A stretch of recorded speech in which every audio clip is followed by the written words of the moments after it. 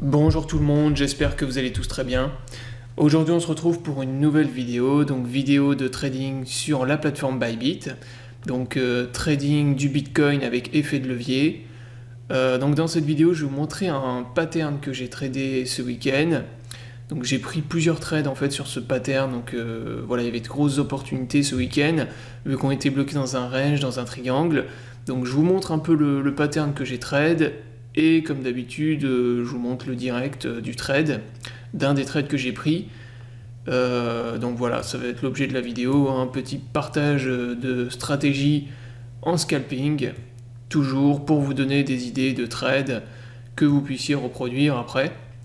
Donc là, ce week-end, comme je vous le disais, en fait, on était bloqué, enfin c'est surtout samedi, parce que là c'était dans la journée de samedi, on était bloqué à l'intérieur de ce triangle. Donc là, on avait un énorme triangle symétrique. D'ailleurs, que j'aurais pu partager sur le Twitter, mais j'y ai pas pensé. La prochaine fois, je le ferai. Là, on avait un beau triangle symétrique avec plusieurs points de contact. Donc vous le voyez, en bas, on avait une oblique qui nous a servi de support, donc du 12 le soir jusqu'au 13. Donc ça a duré vraiment pendant 24 heures. On a eu donc, comme je vous le disais, en bas on avait des points de contact, on avait notre support ici, là vous voyez. Donc on avait vraiment une oblique, vous voyez, qui servait de support et qui tenait vraiment très très bien. Et là, au-dessus, on avait notre résistance. Donc là, moi, le trade, en fait, ce pattern-là, moi je l'avais tracé et j'ai commencé à le trade en fait ici. Donc ici, là, en fait, au niveau de ce support, j'ai long, en fait, ici, en fait, j'avais long le Bitcoin, donc avec 0,15 Bitcoin dans cette zone, et j'ai TP au niveau de la zone de résistance ici. Donc là, moi, le trade que je vous montre, en gros, c'était ça, long ici, stop loss, là, vous voyez, juste en dessous, et j'avais TP le haut de la résistance ici. Donc ça c'était mon trade, le premier que j'ai pris sur le pattern.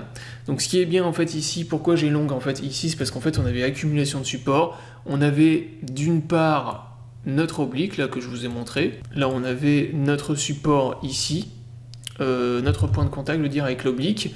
On avait une ancienne trendline aussi également ici là que j'avais tracé au début.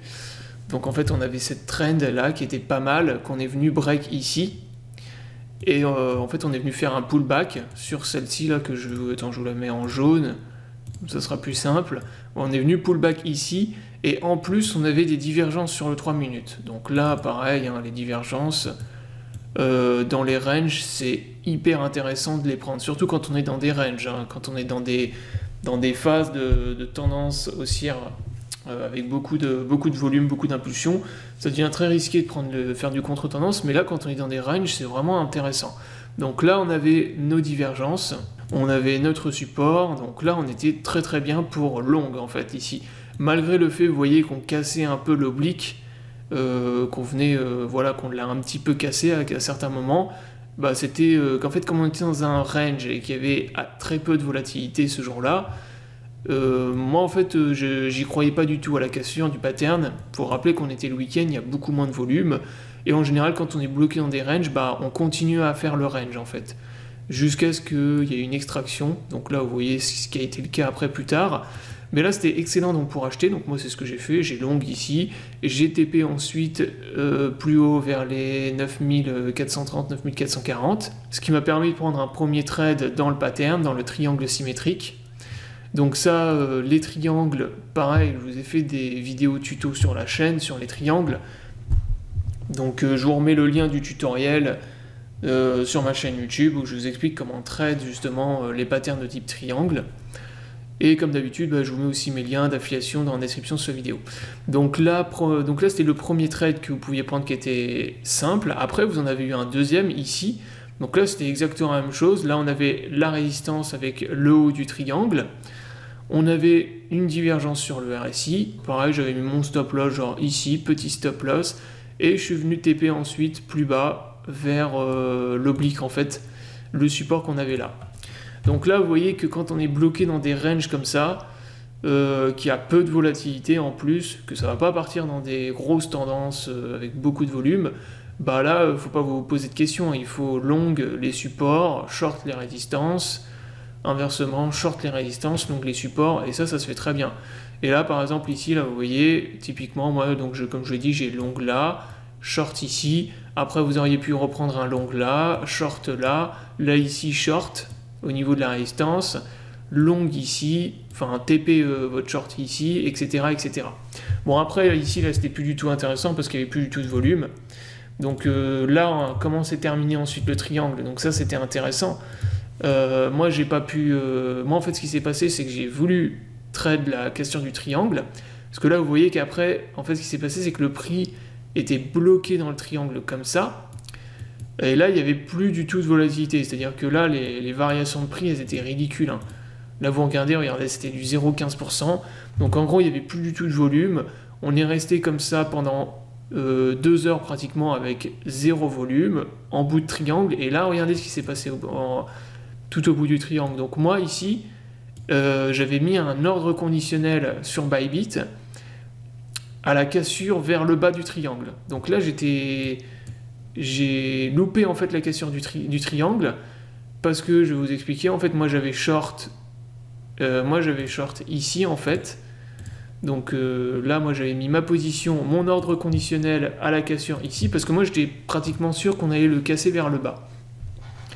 Le triangle, moi je m'attendais vraiment à une extraction vers le bas parce que là on était plutôt dans une tendance bear. En fait, on a vu la grosse chute, la consolidation dans le triangle.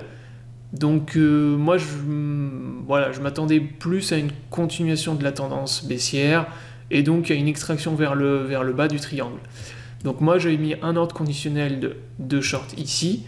Qu'est-ce qu'il a fait le Bitcoin? Regardez, là c'est pervers ce qu'il a fait. Il a break le triangle par le haut, donc là on a eu un pump. Ensuite, là il y a eu une big résistance au niveau des 9500 $. Il a été immédiatement rejeté.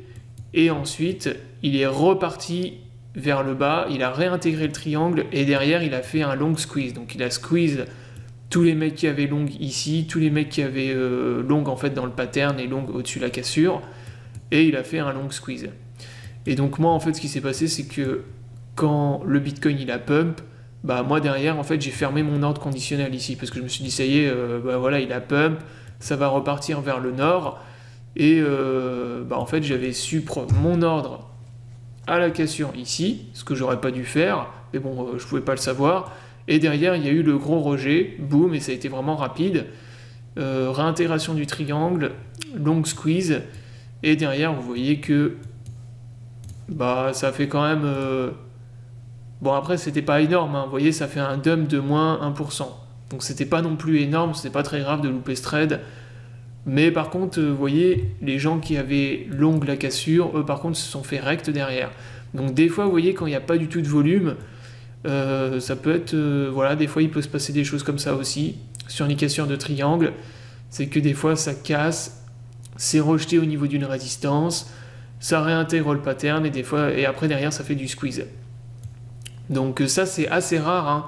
Généralement quand ça break les patterns, bah ça part, si ça break vers le haut ça pump, si ça break vers le bas ça dump, mais de temps en temps ça fait des choses aussi comme ça.